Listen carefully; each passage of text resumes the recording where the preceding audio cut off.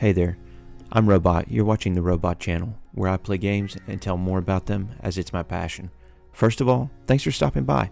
I'm a small-time creator, and if you don't mind showing some love on the video in any way, it means a lot. I'm going to get straight into it. So I recently found out about Roblox. I have some interesting theories about monetization in the gaming space. This tangent is mainly on the consumer side.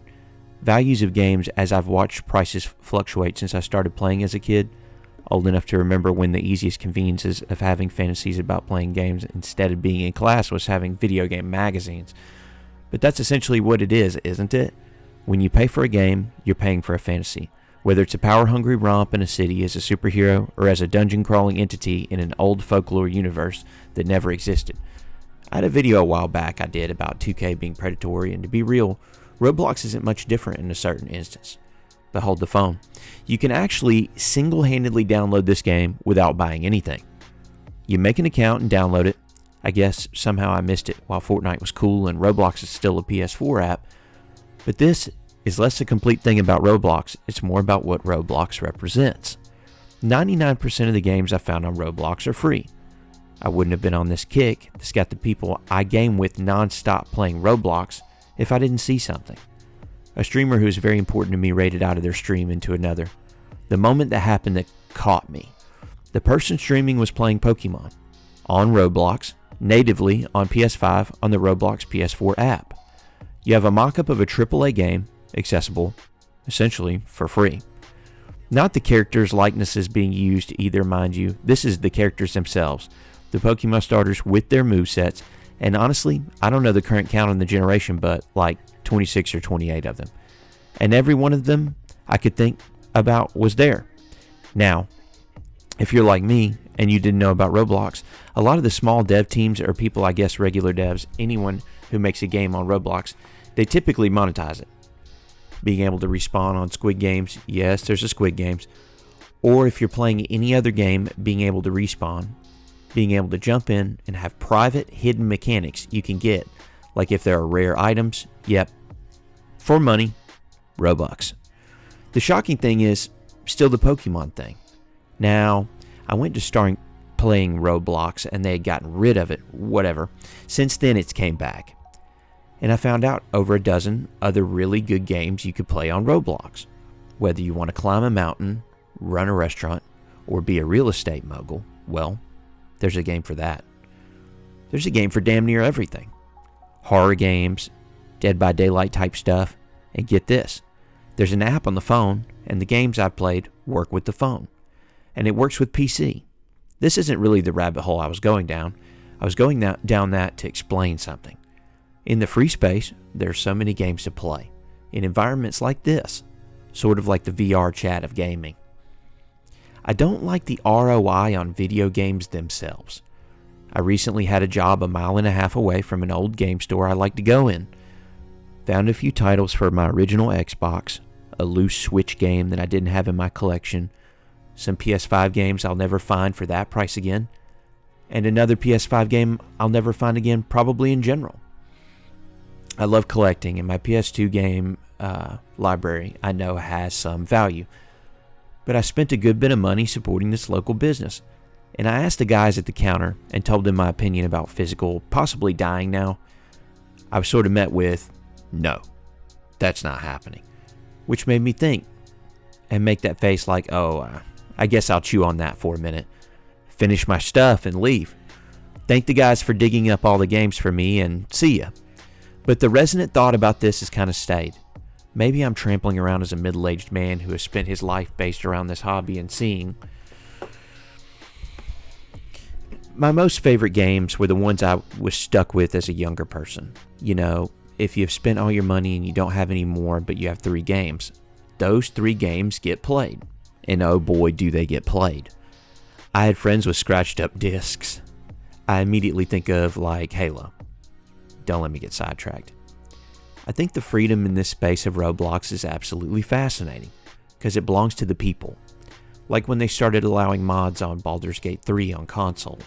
Roblox can let you do what you want to do, but it's not running so much hardware that you don't get to use your imagination. That's past meets present and future right there. I think this is essential to anyone's library.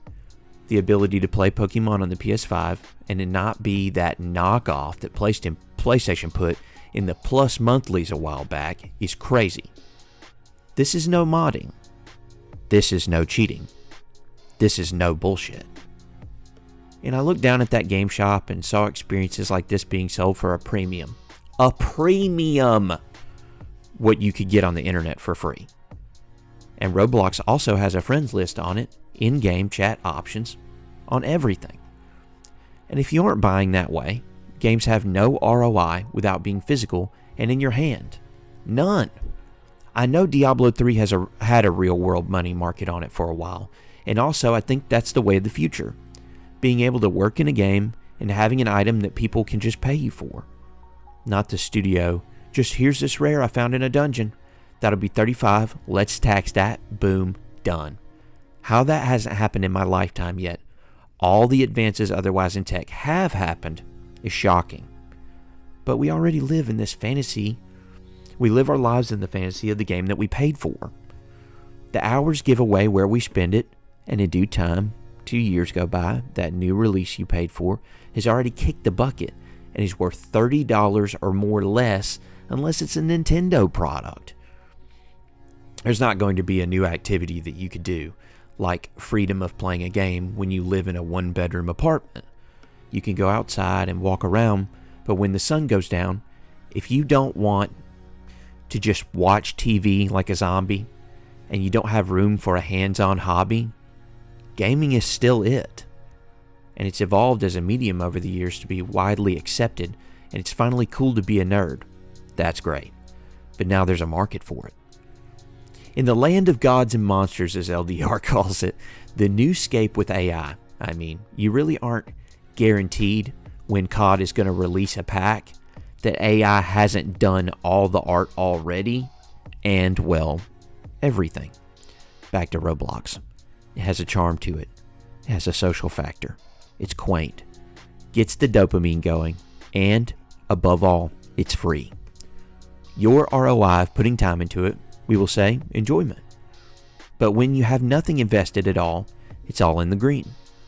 Just be careful. If whatever platform you're playing on, you have a card logged in, I could see being able to respawn whenever you want in a social setting for 40 to 70 cents in Robux could really mess up the whole thing of what I've talked about. I have the discretion to not give 2K my money, so Robux didn't faze me, but I know people who have a thoroughly good time spending money on Robux. And just like how playing games is paying for a fantasy, if you pay for something and you essentially enjoy what you pay for as an experience, it really doesn't matter. Just like eating good. What are you going to do? You have nothing tangible after you go out to eat, but it's the experience, the ambiance, the flavor, the time spent enjoying yourself if you're eating nice. That and the ROI of a Robux, singular, a singular Robux. Would you call that a Robux? Yeah, a Robux. The ROI in that case of a singular Robux is actually pretty damn good. You've been forewarned though. As polished as some experiences are on Roblox, you have a lot of half-assed ones too.